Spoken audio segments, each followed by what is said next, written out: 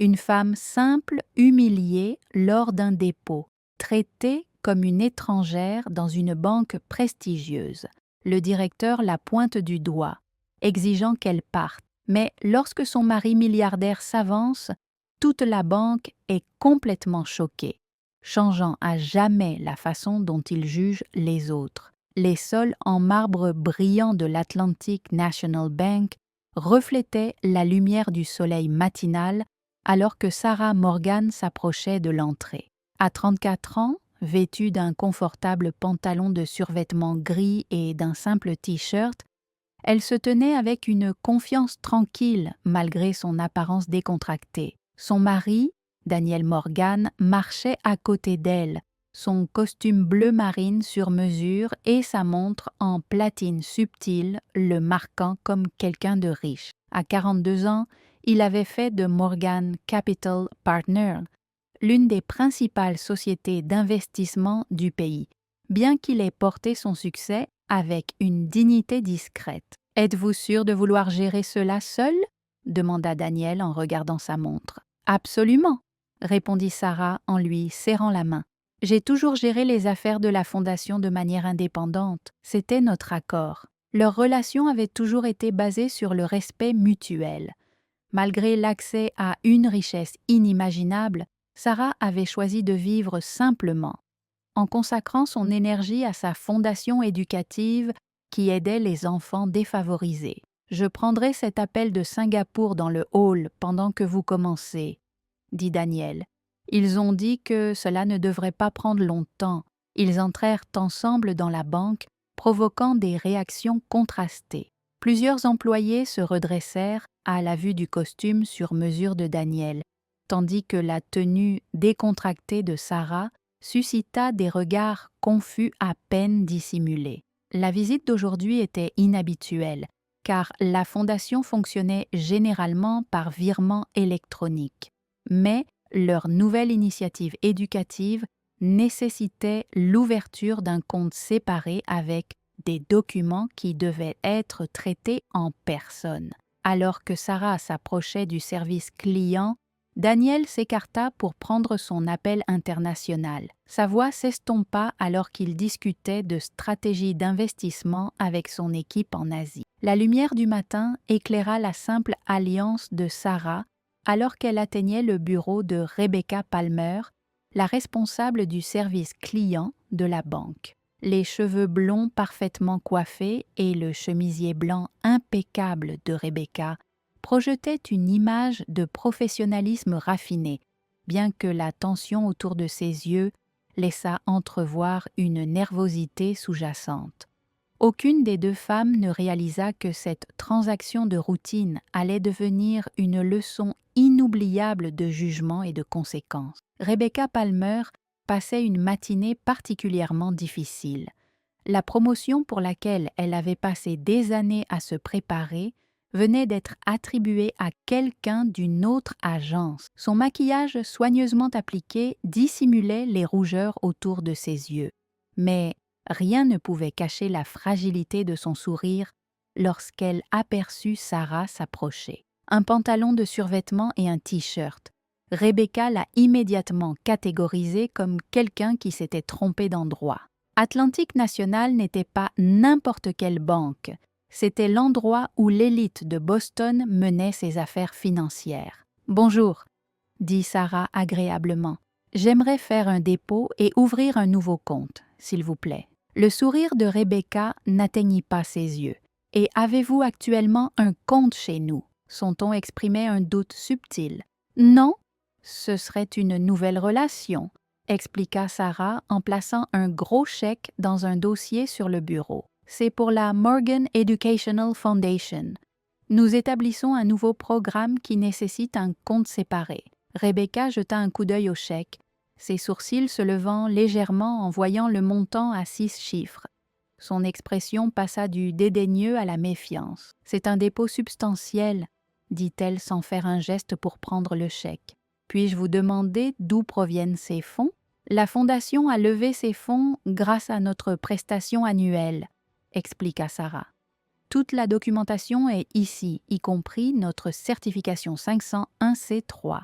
Quelques clients au bureau voisin commencèrent à remarquer l'échange. La voix de Rebecca avait cette qualité porteuse qui attira l'attention. « Je suis désolée, mais nous n'établissons généralement pas de compte de cette ampleur sans vérification appropriée, » dit Rebecca, plus fort maintenant. « Peut-être y a-t-il eu un malentendu concernant les exigences de notre institution. » Sarah garda son sang-froid, bien que ses joues aient légèrement rougi.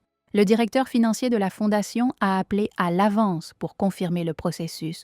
On nous a dit que toute la documentation nécessaire est incluse ici. Le sourire de Rebecca s'est resserré. Madame Morgan, Sarah Morgan. Madame Morgan, Atlantic National, sert une clientèle particulière. Nos clients fortunés s'attendent à un certain environnement. Rebecca fit un geste vague en direction de la tenue de Sarah. Je ne suis pas convaincue que ce soit la bonne relation bancaire pour quelqu'un de votre profil. Les mots suspendus dans l'air comme une gifle, plusieurs clients à proximité arrêtèrent leurs transactions pour regarder. Un jeune employé de banque regarda entre eux, mal à l'aise, clairement incertain s'il devait intervenir. « Y a-t-il un problème avec la documentation ?» demanda Sarah d'une voix plus basse mais stable. Le regard de Rebecca devint plus pointu. « Soyons directs, ce chèque est de 250 000 $. Les personnes qui gèrent des transactions légitimes de cette taille ne se présentent généralement pas avec l'air de sortir tout juste de la salle de sport. Cela soulève des questions. » Les yeux de Sarah s'écarquillèrent. « La Fondation éducative Morgan est tout à fait légitime. Nous opérons depuis 5 ans et avons aidé plus de 10 000 enfants. » Rebecca se pencha en avant, sa voix tomba en un murmure de scène, toujours parfaitement audible pour ceux qui se trouvaient à proximité. « Peut-être devriez-vous essayer une autre institution, une plus habituée à traiter avec votre type de clientèle? Je détesterais que nous ayons besoin d'aggraver cette situation. » La menace était à peine voilée. Plusieurs clients regardaient maintenant ouvertement, certains avec désapprobation, d'autres avec la curiosité morbide d'assister à l'humiliation de quelqu'un d'autre. « Refusez-vous d'accepter cet acompte ?» demanda Sarah en luttant pour garder son sang-froid. Le doigt de Rebecca se leva, pointant directement Sarah dans un geste de rejet. « Je vous suggère d'aller faire vos affaires ailleurs avant que je doive appeler la sécurité. Nous prenons les irrégularités financières potentielles très au sérieux chez Atlantic National. » L'accusation flottait dans l'air. Sarah resta figée, la couleur quittant son visage alors qu'elle prenait pleinement conscience des spectateurs, son humiliation à travers le hall. Daniel Morgan termina son appel et se retourna. Son expression changea instantanément lorsqu'il enregistra la scène qui se déroulait. Si les histoires de justice et les moments de vérité inattendus résonnent en vous, appuyez sur ce bouton d'abonnement maintenant. Notre chaîne vous propose des histoires puissantes qui pourraient bien changer votre vision du monde. Daniel Morgan termina brusquement son appel. Son attention fut captée par la tension indéniable à travers le hall. Même de loin, il pouvait voir la posture rigide de Sarah et la rougeur se répandre sur son visage. La directrice de banque blonde se penchait en avant de manière agressive. Son doigt pointa directement vers sa femme dans un geste de rejet indéniable pendant un moment. Daniel observa la scène avec la patience calculée qui l'avait rendu légendaire dans les milieux d'affaires. Ses yeux se plissèrent alors qu'il enregistra l'humiliation publique infligée à Sarah, la femme qui avait passé des années à se dévouer à aider les enfants défavorisés, qui avait délibérément choisi de vivre simplement malgré son accès à une richesse inimaginable. Il traversa le sol en marbre d'un pas mesuré. Sa présence provoqua de subtiles ondulations de reconnaissance. Un agent de sécurité se redressa. Un employé de banque regarda à 2 fois. Daniel entendit des fragments des paroles de Rebecca alors qu'il s'approchait. Il n'est clairement pas le type de client auquel cette institution s'adresse. Je vous suggère de faire vos dons, soi-disant caritatifs, ailleurs. » Sarah aperçut Daniel. Le soulagement parcourut ses traits. Rebecca, trop absorbée par son jeu de pouvoir, resta inconsciente de son approche. « Y a-t-il un problème ici ?» demanda Daniel d'une voix basse mais empreinte d'une autorité indéniable. Rebecca se retourna. L'irritation traversa son visage à l'interruption. Une expression qui se figea au milieu de sa formation lorsqu'elle enregistra le costume bleu marine impeccablement coupé, la montre en platine subtile et l'air de confiance absolue qu'aucune somme d'argent ne pouvait acheter. Rebecca commença son sourire de service client qui se remit en place. « Monsieur, je gère une situation avec cette personne. Peut-être qu'un de nos autres associés peut vous aider. » L'expression de Daniel resta neutre tandis qu'il s'approchait de Sarah et posait une main douce sur son épaule. « Je crois que vous gérez une situation avec ma femme. » Les mots restèrent donc suspendus dans l'air comme un coup de tonnerre avant le silence. Le visage de Rebecca subit une transformation remarquable. La confusion, suivie d'une reconnaissance naissante, culminant en une expression de pure horreur, tandis que les implications se bousculaient dans son esprit. « Votre femme » répéta-t-elle d'une voix soudainement une octave plus haute, confirma Daniel. Sarah Morgan, fondatrice de la Morgan Educational Foundation. Il fit un geste vers le chèque sur le bureau. « Je vois qu'elle fait le dépôt pour notre nouveau programme d'alphabétisation. » La couleur disparut du visage de Rebecca, tandis que son regard allait des vêtements décontractés de Sarah au costume coûteux de Daniel. Son monde se réalignait à une vitesse écœurante. Le jeune employé de banque qui observait fit un petit pas en arrière, s'éloignant de ce qui devenait clairement une situation catastrophique. « Monsieur Morgan !» balbutia Rebecca.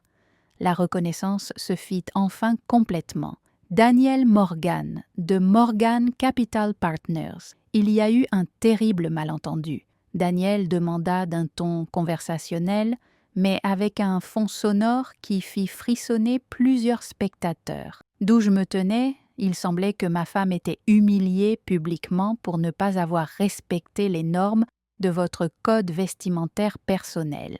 Les mains de Rebecca flottaient nerveusement. « Monsieur, je suivais simplement le protocole. Pour les gros dépôts, en suggérant qu'elle pourrait commettre une fraude ?» Daniel interrompit, sa voix toujours calme, mais portant à travers le hall de la banque, maintenant silencieux. En menaçant d'appeler la sécurité, c'est le protocole standard chez Atlantic National. L'agitation avait attiré l'attention dans toute la banque. Depuis son bureau donnant sur le rez-de-chaussée, Walter Thompson, le président de la banque, remarqua la foule grandissante. Ses yeux se plissèrent lorsqu'il reconnut Daniel Morgan, non seulement un client, mais un client dont les comptes personnels et professionnels représentaient plus de 300 millions de dollars en dépôts et investissements. « Monsieur Morgan, s'il vous plaît » plaida Rebecca, son attitude professionnelle s'effondrant. « Si j'avais su qui était Madame Morgan, et c'est précisément le problème, » reprit Sarah avec une dignité tranquille. « Le problème n'est pas la façon dont vous m'avez traité spécifiquement, c'est que vous croyez que les gens méritent différents niveaux de respect en fonction de leur richesse perçue ou de leur statut. » Daniel hocha la tête. L'ironie étant que ma femme aurait pu entrer en portant des vêtements de marque et en exhibant des symboles de statut. Elle choisit de ne pas le faire, car elle pense que le caractère compte plus que les apparences. Un murmure parcourut les spectateurs rassemblés. Plusieurs hochèrent la tête en signe d'approbation silencieuse. Que se passe-t-il ici?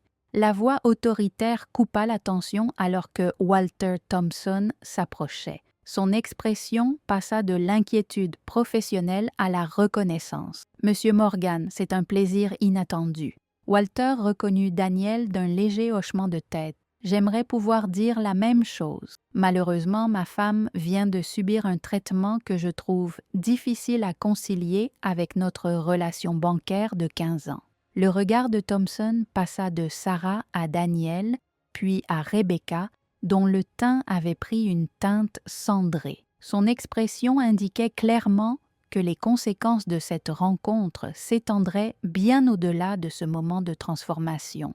Pas seulement une carrière, mais potentiellement la culture de toute une institution. Les parois vitrées du bureau de Walter Thompson ne parvenaient pas à contenir l'intensité qui se déployait en lui. Rebecca Palmer se tenait debout, les épaules rejetées en arrière, dans une posture de dignité défensive qui trahissait le tremblement de ses mains jointes. Les gestes, habituellement mesurés de Thompson, avaient cédé la place à des mouvements emphatiques qui ponctuaient ses paroles d'une gravité indéniable. Tout au long de la conversation, les discussions étaient étouffées. Des regards furtifs suivant le déroulement du drame. Pendant ce temps, Thomas, le jeune associé dont le malaise silencieux avait été évident lors de l'humiliation de Sarah, s'avança avec un calme résolu. « Madame Morgan, si vous me le permettez, je serais honoré de finaliser la configuration du compte de votre fondation. » Il offrit sa voix empreinte d'un respect doux qui contrastait fortement avec le dédain de Rebecca.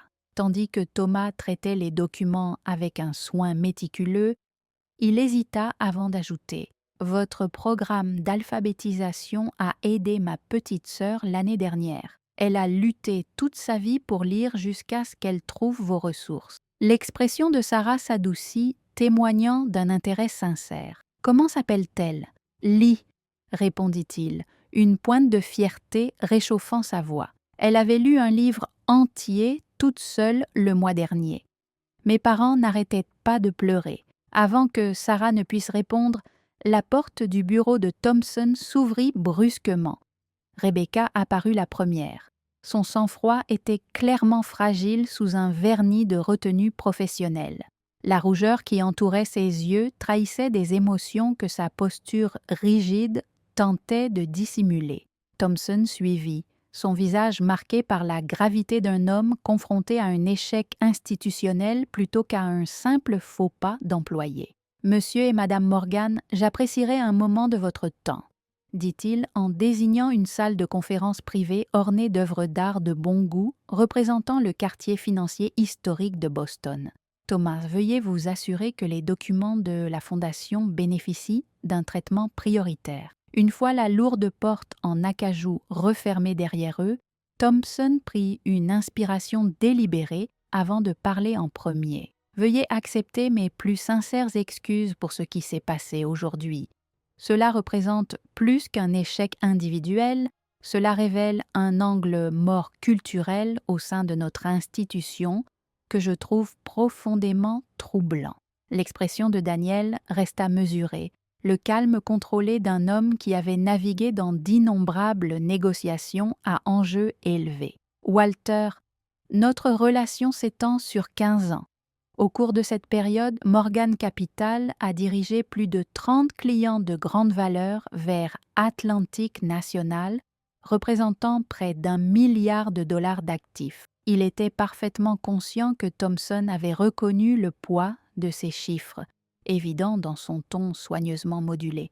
Alors vous comprenez que cela va bien au-delà de l'incident d'aujourd'hui. Daniel continua. Sarah n'a pas été maltraitée parce qu'elle est ma femme.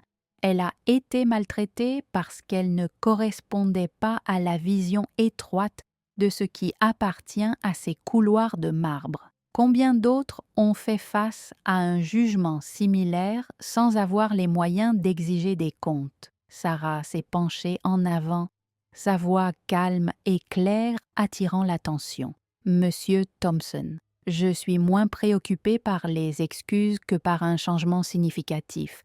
Que se passera-t-il demain lorsqu'une autre personne vêtue de vêtements simples entrera avec ses économies de toute une vie ou les espoirs d'une organisation communautaire? » Thompson l'étudia avec un respect nouveau, notant l'intelligence et le but que Rebecca avait si aveuglément négligés. « Que suggéreriez-vous » demanda-t-il directement à Sarah, une reconnaissance subtile qui n'était pas passée inaperçue auprès de Daniel, dont l'expression s'était légèrement adoucie. Instaurer une formation complète sur les préjugés pour chaque membre du personnel, répondit Sarah sans hésitation. Créer des politiques claires établissant le respect comme non négociable, indépendamment de l'apparence ou de la taille du compte, et établir un partenariat avec notre fondation pour créer des voies d'accès aux services financiers pour les étudiants issus de communautés mal desservies. L'expression de Thompson reflétait une réelle considération plutôt qu'un simple apaisement. « Et Madame Palmer ?» demanda Daniel. Son ton précisait clairement qu'il ne s'agissait pas d'une préoccupation secondaire. Elle a été retirée des rôles en contact avec la clientèle avec effet immédiat, répondit Thompson. Son avenir chez Atlantic National dépendra de sa capacité à démontrer une compréhension authentique des raisons pour lesquelles ses actions étaient fondamentalement inacceptables. Un coup à la porte les interrompit. Thomas entra avec les documents remplis. Sa posture reflétait à la fois le professionnalisme et la détermination.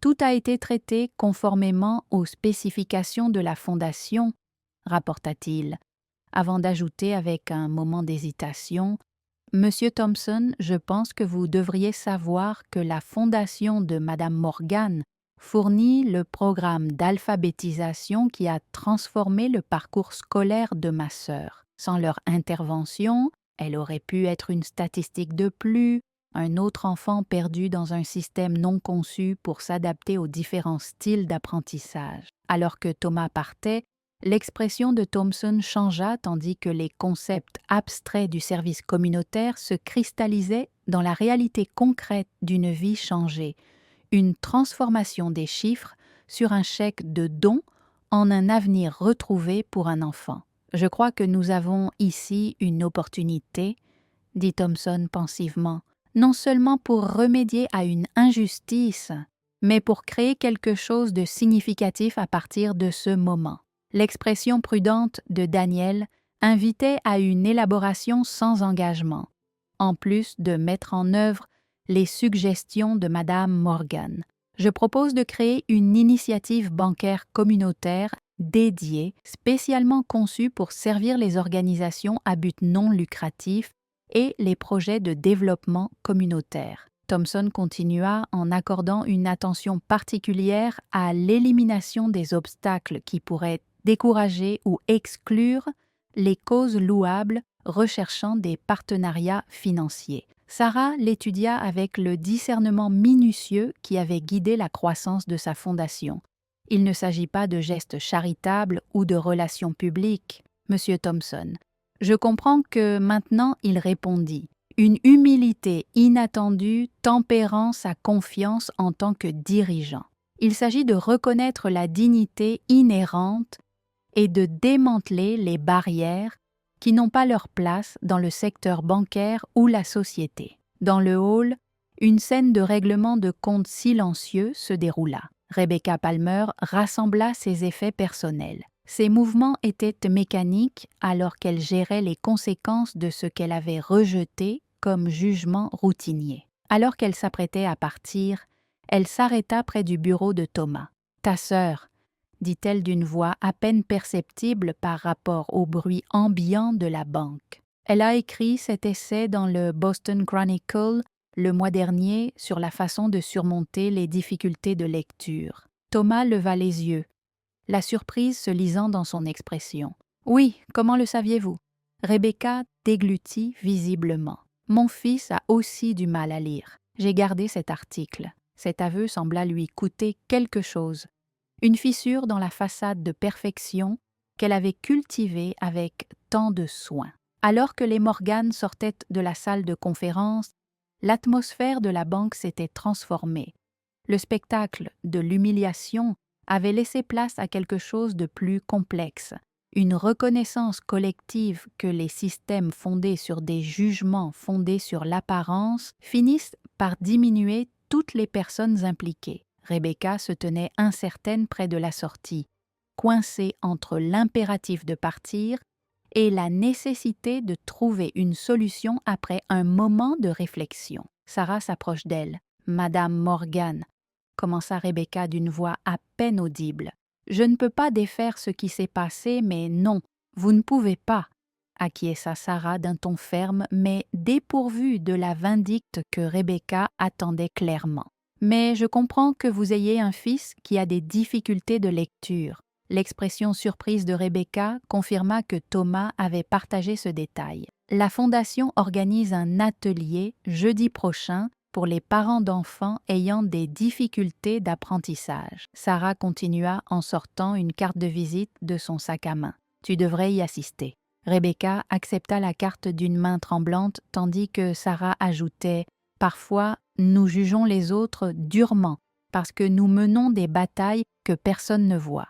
Ton fils mérite toutes les chances de s'épanouir, quelle que soit la façon dont il apprend. » Alors que les Morgan s'éloignaient, des murmures les suivirent, non pas de scandale ou de confrontation, mais de quelque chose de plus profond. La prise de conscience que la richesse se manifeste le plus puissamment, non pas dans les possessions ou les apparences, mais dans la façon dont nous traitons ceux dont nous pensons qu'ils ne peuvent rien nous offrir en retour. Daniel serra la main de Sarah tandis qu'ils se dirigèrent vers leur voiture. « Après la façon dont elle t'a traité, tu as quand même proposé de l'aide à son fils, » dit-il doucement. « C'est pour ça que je suis tombée amoureuse de toi il y a 15 ans. Et pourquoi je retombe amoureuse chaque jour ?» Sarah sourit. Ce simple geste illumina son visage d'un éclat qu'aucune tenue de créateur ne pourrait jamais offrir. Chacun mérite la chance de devenir meilleur que son pire moment. Elle répondit « Parfois, la transformation commence précisément quand nos certitudes ont été profondément brisées lorsqu'elles ont chassé la Banque nationale de l'Atlantique. Elle était au seuil de sa propre transformation, une transformation qui se propagerait à l'extérieur d'une manière que personne n'aurait encore imaginée, toucher des vies bien au-delà de ces imposants murs. 6 mois plus tard, Sarah se tenait devant un public diversifié. Son élégance simple était inchangée malgré la reconnaissance nationale que sa fondation avait récemment reçue. Un véritable changement s'est produit lorsqu'une opportunité rencontre la responsabilité. L'Initiative nationale des services bancaires communautaires de l'Atlantique avait été lancée 8 semaines plus tôt. Thomas Chen était désormais directeur de la sensibilisation communautaire et guidait son développement. Le programme avait déjà établi des partenariats financiers avec 27 organismes communautaires auparavant négligés par les institutions bancaires traditionnelles. Walter Thompson était assis au premier rang.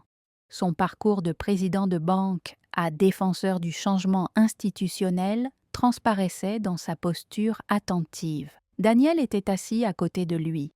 La fierté illuminait ses traits, tandis qu'il regardait Sarah articuler la vision qu'ils avaient construite ensemble. 3 rangées plus loin, moins visible mais tout aussi engagée, était assise Rebecca Palmer. Les mois qui ont suivi ce jour fatidique à la banque l'ont transformée de manière visible.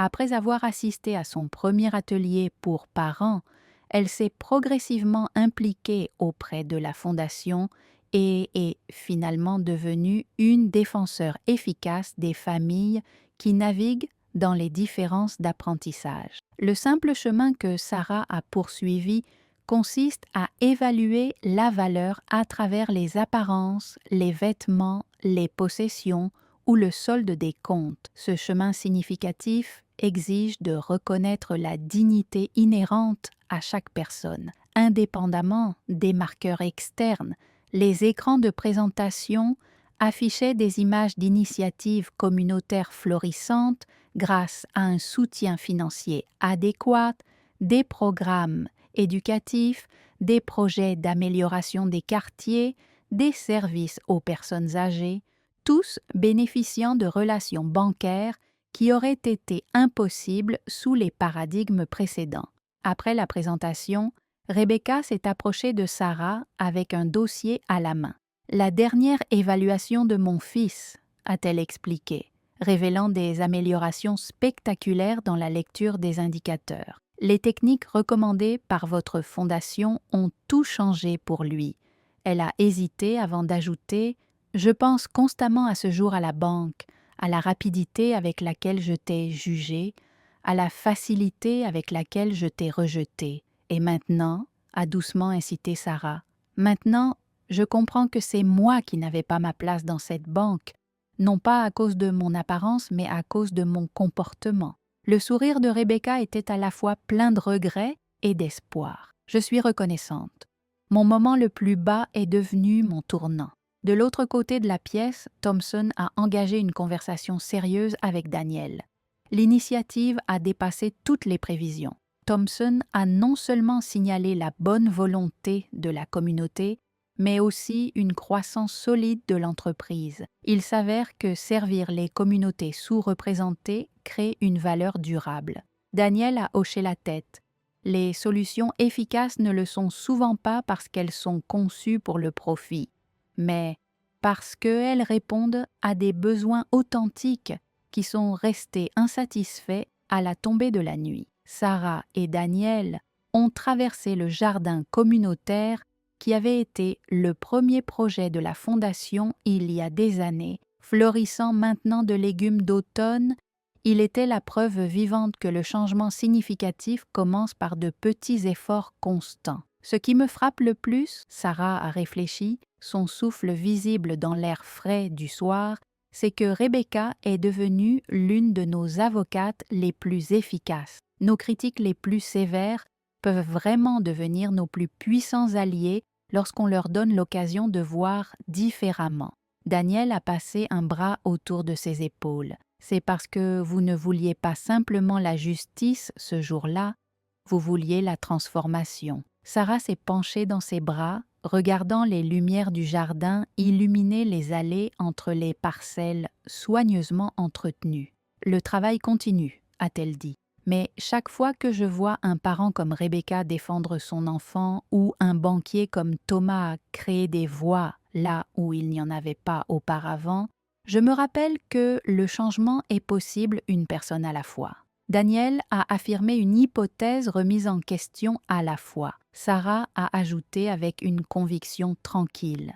Ensemble, ils ont marché sur 2 personnes dont le pouvoir d'influencer les systèmes ne venait pas principalement de leurs ressources financières, mais de leur croyance inébranlable que chaque personne mérite d'être considérée comme valorisée et respectée, quels que soient les vêtements qu'elle porte ou les suppositions que les autres pourraient faire sur sa valeur. Si cette histoire vous a touché le cœur, rappelez-vous que chaque jour présente des opportunités de regarder au-delà des apparences et de reconnaître la dignité de ceux qui nous entourent.